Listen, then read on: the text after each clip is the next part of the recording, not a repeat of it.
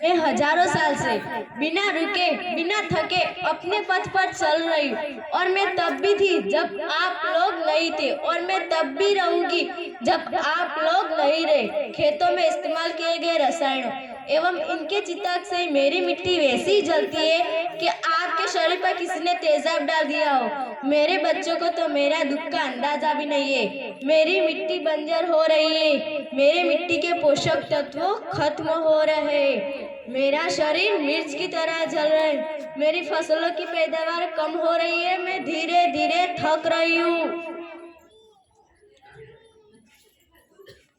फिर मुझे याद आता है, पुराने जमाने में आप भी तो लोग थे, अपनी माँ की रखवाली थी, और आप जानते थे, और आप प्राकृतिक खेती करते थे, और आप जानते थे कि प्राकृतिक खेती एक परंपरागत भी है और जरूरत भी।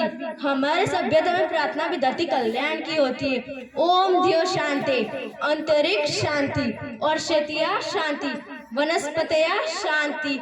ओम शांति शांति, सबका कल्याण हो। नदियाँ जंगल झरने पर्वत रखना ही सवे को, इनको तुम न बचाना धरती करे पुकार की। मैं माँ सबकी वर्षा होती, कहीं भी मिट्टी बंजर होती, बंजर मिट्टी और भी दबती, धरती करे पुकार की। हजारों सालों से मनुष्य अपनी गोद में रखकर आया है। धरती माँ ने आपको सब कुछ दिया, पर मैं आपको पूछती, अपने अपने धरती माँ को क्या दिया? ये जहरीली रसायन खेतों को बर्बाद कर रहे और ऊपर रहने वालों को। मैं तुम्हारी माँ हूँ, मैंने तुम्हें सुख के जिले के लिए पर्याप्त साधन दिए, कोई तुम्हारी लालच के लिए नहीं।